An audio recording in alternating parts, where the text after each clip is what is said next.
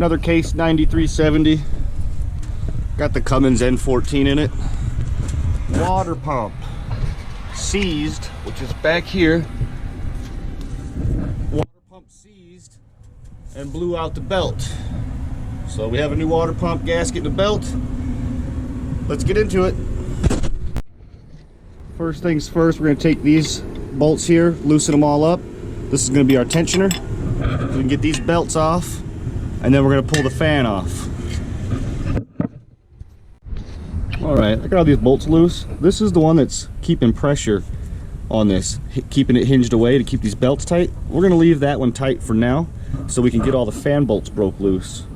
Once those are broke loose, then we'll loosen this. We can get the belt off, let the fan spin freely, and run all the bolts out. Alright, got the fan off. Just set it in here in the shroud. This is just a little habit I like to get into as much as I can. Start the bolts where they came out of. I intend on finishing this today, but if something happens and somebody else has to come to this job, I would really hate for them to end up with just a bucket full of bolts or a pile, and it's like, yeah, figure that out. So I try to start them where they came out of, and then generally it's just less bolts to keep track of. You're going to have those onesie and twosies that you can't reinstall, but instead of keeping track of 100 bolts, you only got to keep track of 4 or 5. Anyway, fans off. We're going to continue on, loosen up this tensioner. Let's get the belt off. We'll take this bracket all the way off. That should bring this pulley out of here, and that'll then give us access to the water pump. Alright, we got that tensioner off. I already felt it. There's no real play in the bearing. It does not appear to be greasable or anything, but it does make a lot of racket. So this thing may be on its way out. I don't know if we can take that plug out, maybe put a grease fitting in there. I have to do a little digging to find out, or some oil or something. It appears to be a sealed unit. Still rolls good, doesn't wobble around on the shaft at all, but just makes a lot of noise. But also, while we're here, we're going to check our other pulleys. This tensioner here, that's an idler pulley. That one appears to be good. And our water pump, oh, you can't even move that one. Ugh. So pulleys are good. We'll start yarding this water pump out right now. So we do have a new belt, and we have the water pump kit, which surprisingly came with our O-ring. I thought that was not going to be included. I didn't even realize I needed it till I just got in there looking around. But it appears to be a complete kit. And our new water pump right here. I'll get this out of the box. We can check it out just so we know what bolts are taken out. Look at our new one. We got 6 mounting bolts here. Our thermostat housing is also connected to it. There's a hard line right here. That's what that O-ring is going to be for. Also, before we install this, you definitely don't want to leave that cover on there because it will not move water if you do that. So be sure to take that off. For now, we'll leave it on. Let's start yarding the old one out. Got all of our water pump bolts out. They're all 9/16. The 4 around the pulley are all the same length, and the 2 that are on the go into the thermostat housing are longer, just with a shoulder on it. Anyway, we are ready to break the seal here. So what we're trying to do is, we only have the one O-ring. We want it to separate from this side and not this side if we can help it. So we'll get some pliers or something on this. Maybe I can turn it a little bit, kind of break that O-ring seal. I did put WD-40 on it, but it was all sealed up, so it's not going to leak down any lower than that O-ring is. But hopefully that'll help us when we pull it apart. It'll help to slide it off on this side, because we did not get the O-ring for this side up here. So that's what we're going to shoot for.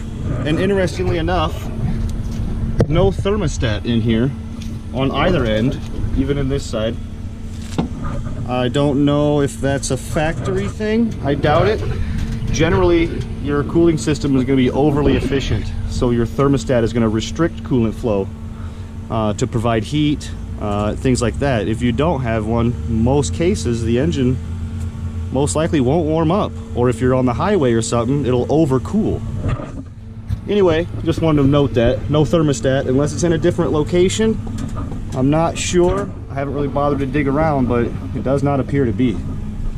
This appears to be where there would be a thermostat, but there is not. And one more thing, guys, little homemade deal here. I absolutely love these little wedges. You're not using it like a chisel, literally just using it to wedge stuff apart. But we got all the bolts out. We're doing the same on the other side. Interestingly, this idler pulley is adjustable, but it looks like, almost looks like it wasn't being used.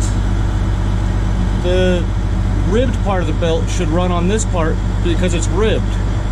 In my experience, all the pulleys I've seen run like a serpentine belt style. If it's smooth, this is your harmonic balancer, but if it's smooth like this, that's the back of the belt that runs on it. And if it's got these ribs, then that side of the belt runs on that part, runs on it. But I just don't see, it almost looks like this was trying to tension the belt between here and here. I'm not real sure. Let's get this water pump out and we'll investigate that a little further. We got her out. And of course, this tube, I wanted it to stay on the machine. Of course it didn't. I mean, why would it, right? Anyway, we got the O-ring for this side of it.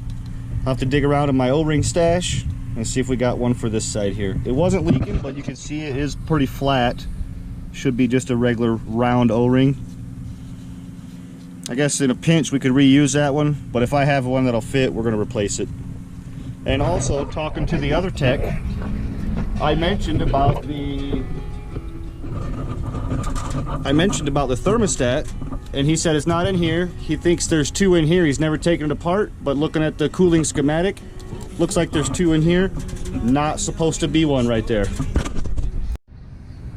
Alright, well here's our kit. It did come with a thermostat gasket, but when we were looking up this water pump, we needed engine serial number. So there's multiple configurations, and there's no way that this fits, and the opening's way too small anyway. Little trick here though, RTV the one side of the gasket and stick it on the part that is removable. That way it's way easier to clean the block because you're not scraping all this gasket off. Only RTV the one side and just let the paper seal on the other side. That's what we're gonna do now. Here's our one O-ring. I'm gonna dig up another one of those for our tube here, and we're ready to rock and roll, start going back together. Got our gasket on there. I just put a real little skim coat on it, and I was prepping this one to do the same thing, but check it out. It's already sticky on the one side. So that's perfect right there. No RTV needed on this. We're gonna stick it here, and we're gonna let that set up for a little while. Show you guys how this idler setup is. All these little bits and pieces. You're gonna loosely put this nut on. That's just gonna hold it. Ultimately, when you've adjusted where this is gonna ride at and the tension, then you're gonna lock this down.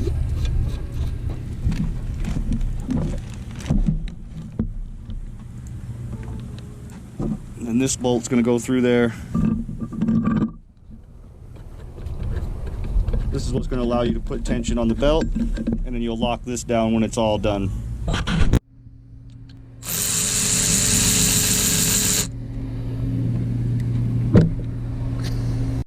One more thing of note, we're missing this bottom half of the gasket, which means it's stuck to the tractor side. There is RTV on both sides, but in the future, as a tech, when you're putting this stuff together, only RTV the side that's going to be to the part that comes off. That way you can minimize this and all the cleaning.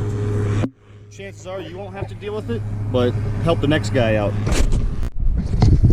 Well, here she is, guys. Getting back together right now. All the bolts are started. Nothing's been torqued. We'll just continue on. One thing I overlooked, guys, the AC belt was on. Pretty straightforward though. Just loosen it up, push it forward, take the belt off.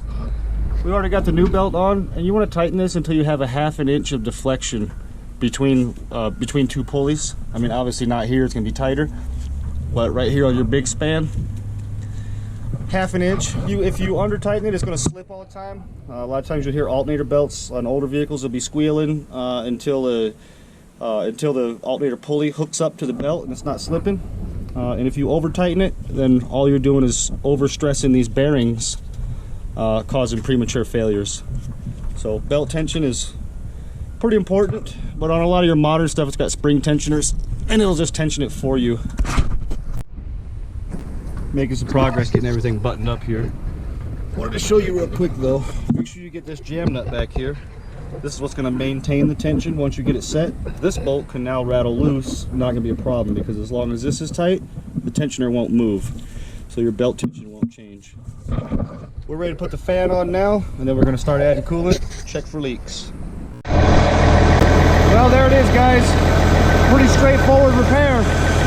Filled up with coolant, running, no leaks. Nailed it.